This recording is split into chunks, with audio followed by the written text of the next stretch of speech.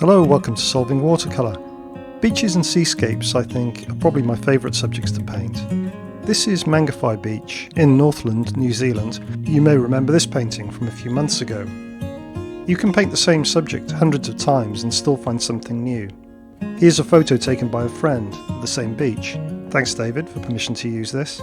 It's got a completely different mood, but what creates a mood? Lighting, atmospheric conditions, the direction and the angle of the sun create dramatic shadows as it gets lower. Compare it to this photo. The sun's higher and the shadows are shorter, and the brightness makes everything look flat and even. So for this painting, I'm going to start with the sky using phthalo blue, and the brush I'm using here is a number 4 mop brush. I'm going to make sure I leave plenty of space for clouds, and I'm going to use my spray bottle just to blend out the colour and make sure there aren't any hard edges.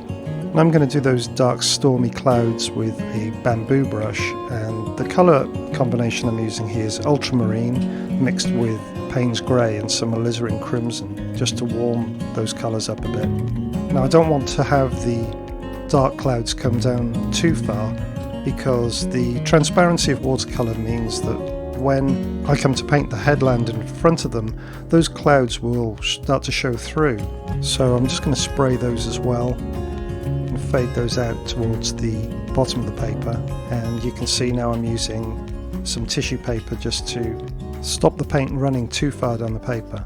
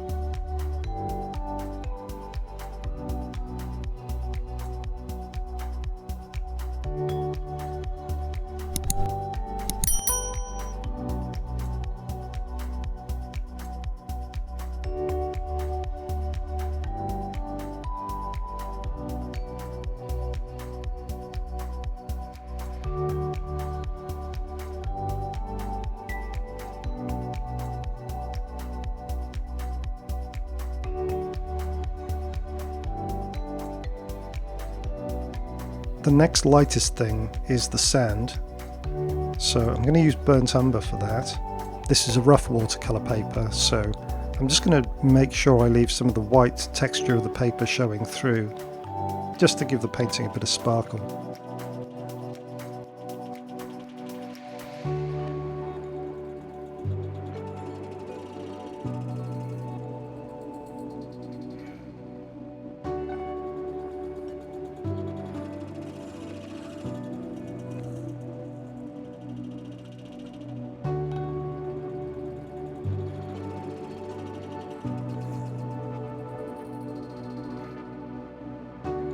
Now I'm going to move on to the lightest parts of the background, the headland there in the distance, and I'm going to use a flat brush for that. But first of all, I'm just going to wet those areas. The colour will run down naturally and blend out at the bottom, giving the effect of sea mist.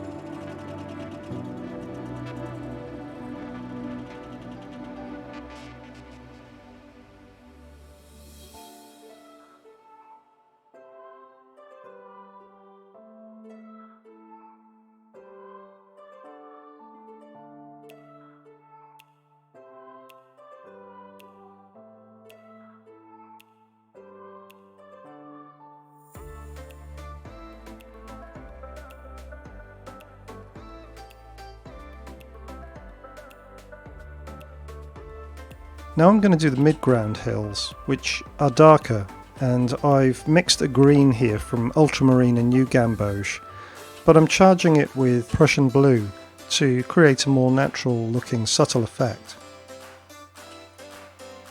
I've switched to a smaller mop brush for a bit more precision, but it still holds a lot of paint.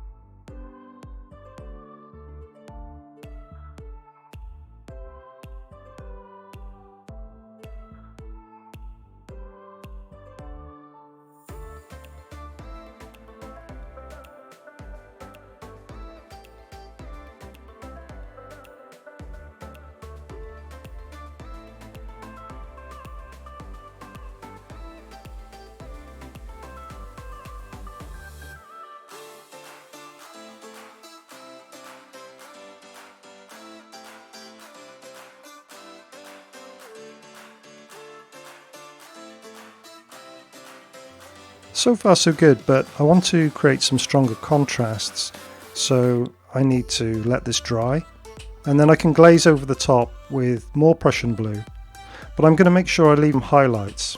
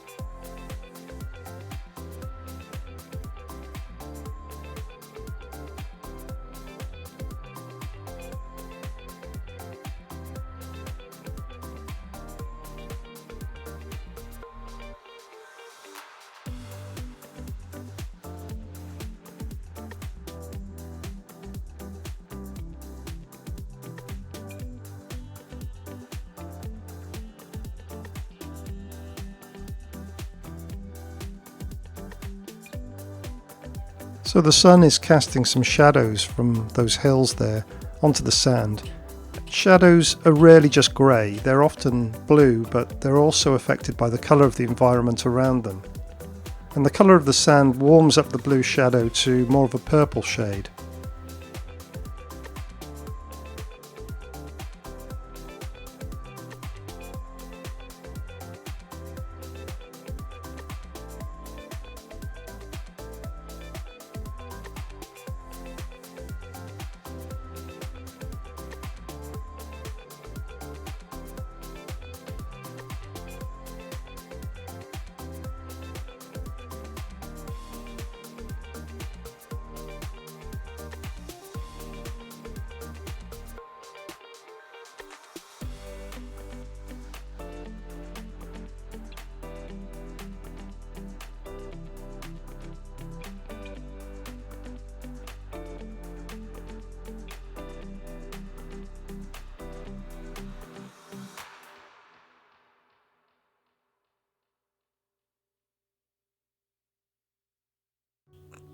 Now I'm just going to finish this painting with that little group of dark rocks and add a few more shadows.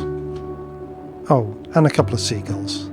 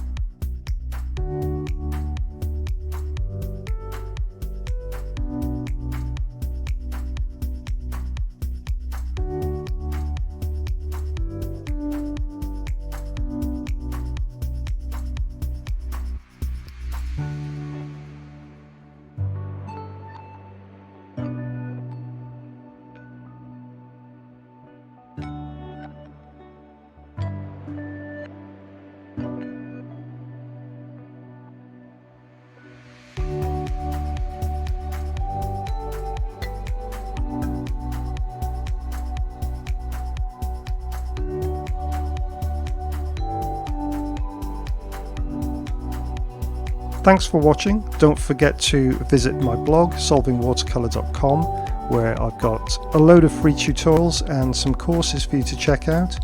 And while you're there, you can sign up for my newsletter and get a free copy of my Beginner's Guide to Watercolor Painting ebook.